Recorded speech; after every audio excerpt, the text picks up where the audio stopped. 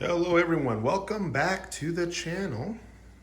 And BT Moto has officially sent me my stage 2 map. Yes, I decided to go with stage 2.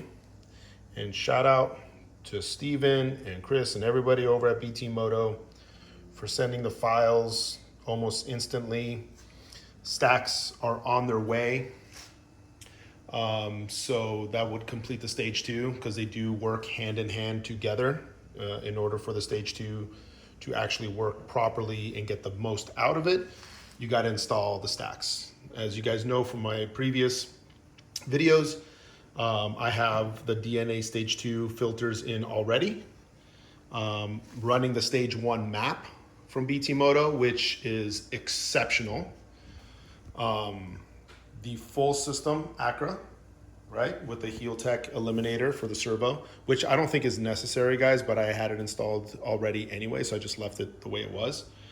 But looking forward to seeing what the stage 2 can do, because the stage 1 has been remarkable, has completely transformed the bike.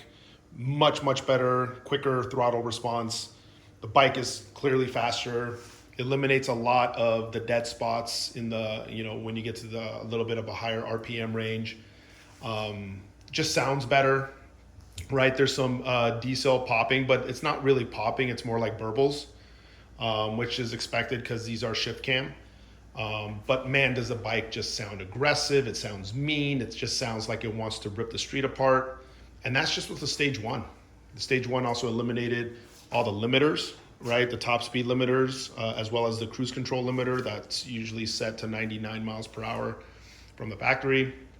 So yeah, just wanted to kind of give you guys a quick update on the stage 2. So what I'm about to do is plug in the flasher, which now has the uploaded stage 2 map in it. I downloaded that from the computer, a few minutes ago. It's now on here. I'm going to connect it to the OBD port right here and follow the prompts as I did with stage 1. All right, so just connected it. It immediately turned on. I know you guys can't probably see it. I'm gonna try and focus this. There it is, as much as I can. It says main menu, work, reset, setup info. We go to work, so we select work. We go to writing according to their instructions. And I should have the original, which is my original one, and then the modified. So I'm going to go to modified, select.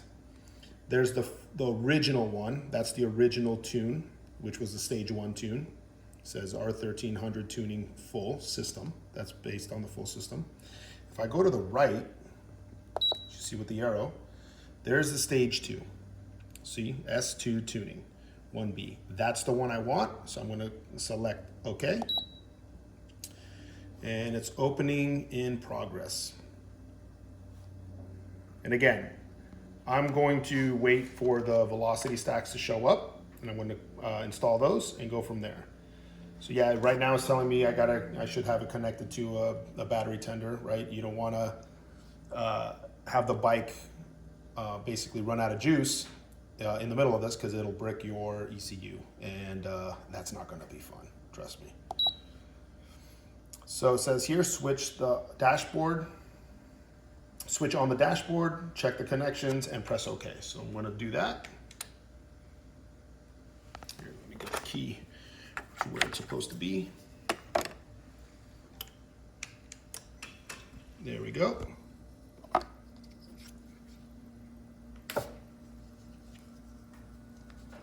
And now I'm going to press OK.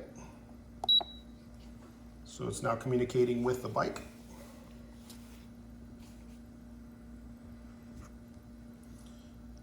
Procedures, make sure to perform the reading of the vehicle. Codification function is available under the tool menu of the protocol. Okay. So it's identifying the ECU.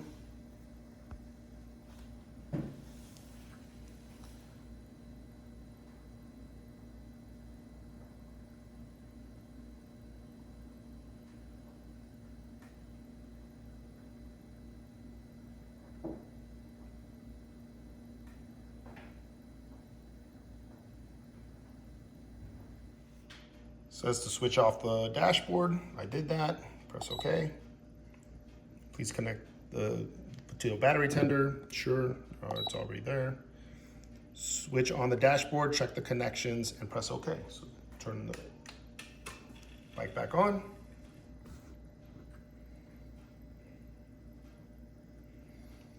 Press OK. Starting the communication with the receiver or with the ECU programming. So here we go.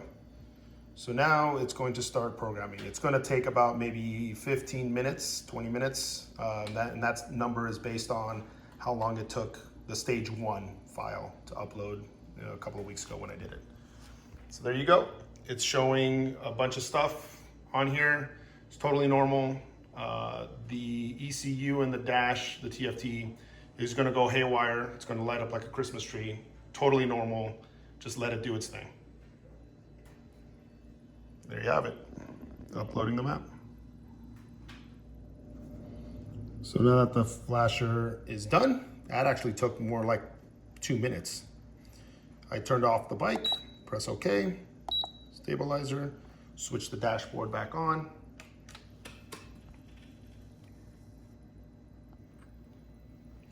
Once it turns back on fully, press OK. Starting communication. Identifying the ECU. Switch off the dashboard. Turn the bike off. Shut off completely. Press OK. Writing ECU completed. That's all it is, guys. Now it's analyzing the log in progress. Let it do its thing. Again, all you have to do is just follow the directions and it's done. That's it. Bike is complete. Just started her up. Again, no massive cold starts. Nothing like, like when you start a bike on your OEM map where the RPMs are running over 2,000 for a while on that cold start. Nothing. They eliminate all of that, nice and smooth. There you have it. The whole process from downloading the map onto the flasher to uploading it onto the bike. This time around for stage 2, since I already had stage 1 complete, took approximately 20 minutes.